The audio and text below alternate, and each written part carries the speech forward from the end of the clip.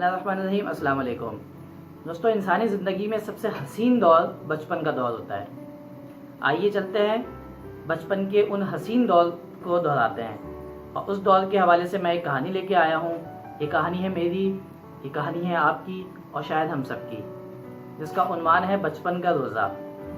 बचपन में हमेशा बड़ों को हम ये बताते आए थे कि रोज़ा हमने फ्रिज में रखा है ताकि वो ठंडा हो जाए। कभी बताते कि अलमारी में हिफाजत से रखा है, कभी असर से मगरिब तक का रोज़ा रखा तो थोड़े बड़े हुए तो ज़ोहर से मगरिब का रोज़ा हो गया।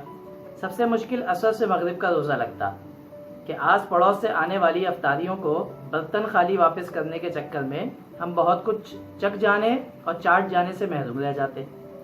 इसी बिना हमने ज़ोहर से असर रोज़ा रखने का इरादा किया तो अम्मी ने बताया कि बेटा रोज़ा तो सबके साथ खुलना चाहिए, लिहाजा ज़ोहर से असर का रोज़ा मुनासिब नहीं। अम्मी हमारी मुकम्मल रोज़ा रखवाने की ट्रेनिंग कर रही थी और हम इस राज से नावाकिफ़ थे, बल्कि ये असर से मगरिब के रोज़े के बजाय एक दाढ़ का रोज़ा रखने को कहते, जिस पर हमें समझाया जाता कि रोज़ा कोई मजाक नहीं है और रोज़े के ज़रिए पैदा होने वाली कंट्रोल करने की आदत को परवान चढ़ाने की कोशिश की जाती। जहाँ बड़े ये चाहते थे कि रोज़ा गर्मियों में बिल्कुल ना आए, वहीं हमारी दिली ख्वाहिश होती कि गर्मियों में ही रोज़े आएँ, कि अफ्तारी में गर्मियों में आने वाले गर्मा, तरबूज और ठंडे ठंडे मशरूबात का मज़ा ही कुछ और होता। और दूसरी बात ये भी थी कि हम ठहरे घर के सबसे छोटे, तो दिन भर बड़ों का तो रोज़ा होता और हम इन नेमतों से खूब सैराब होते। इसी बचपन में एक दिन इतने बड़े हो गए कि पहला रोज़ा रख डाला। सहरी में खूब पानी पिया। उस ज़माने में सोशल मीडिया नहीं था, लिहाजा दही इलायची वाले टोटके से लोग इतना वाकिफ़ नहीं थे, वरना शायद ये टोटका भी कर लिया जाता। खैर, दोपहर तक तो वक्त गुजार लिया, लेकिन इसके बाद अंदाज़ा हुआ कि रोज़ा रखना कितनी मुशक्क़त का काम है। हर थोड़ी देर में अम्मी से पूछते कि अफ्तारी का वक्त कब होगा, तो कभी प्याज की शिकायत कर डालते और अम्मी हमें वज़ू करने का कहती। अब इस वज़ू के बाद बार बार ये पूछना कि रोज़ा टूट तो नहीं गया। कुल्ली एहतियात से तो की थी हमने, लेकिन फिर भी ये डर लगा रहता। 2 से 3 बार सोचा भी कि रोज़ा तोड़ दिया जाए, लेकिन फिर घर के बड़ों ने समझाया कि रोज़ा तोड़ते नहीं है बिला वजह। असर की नमाज के बाद अम्मी ने हमें नए कपड़े पहनने को दिए,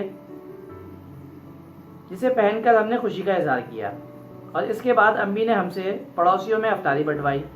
अफ्तारी देते वक्त जब हम आंटियों को बताते कि हमने आज पहला रोज़ा रखा है और वो हमें शाबाशी देती, तो उस वक्त हमारा दिल चाह रहा था कि काश रोज़ाना हम पहला रोज़ा रखें। और इसके बाद जब एहतिकाफ में बैठे अब्बू को अफ्तारी देने गए, तो अब्बू की दुआओं के साथ एक एहतिकाफ में बैठे अंकल ने हमें 5 रुपये दिए, जिसके मिलने की बेइंतहा खुशी हुई। हालांकि उस वक्त भी 5 रुपयों की इतनी अहमियत ना थी जितनी कि हम खुशी का इजहार कर रहे थे।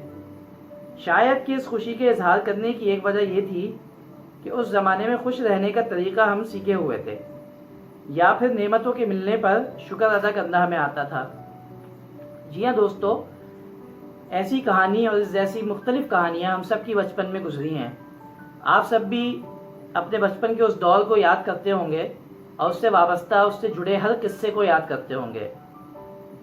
बचपन में हम छोटी छोटी बात पे नाराज़ हो जाया करते थे और उससे ही छोटी बात पे हम दोबारा मान भी जाया करते थे।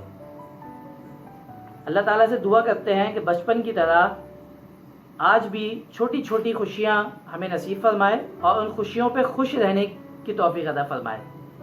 अल्लाह ताला से एक और भी दुआ करते हैं कि अपनी तमाम नेमतों पर शुक्र अदा करने वाला भी बनाए।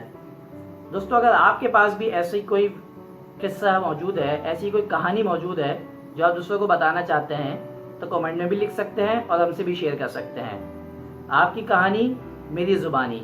अगर ये कहानी और वीडियो पसंद आई है तो इसको लाइक कीजिए, दूसरों के साथ शेयर कीजिए। अगली दफ़ा किसी और अच्छी सी वीडियो के साथ, किसी और अच्छी सी कहानी के साथ दोबारा आपकी खिदमत में हाजिर होऊंगा। Thanks for watching.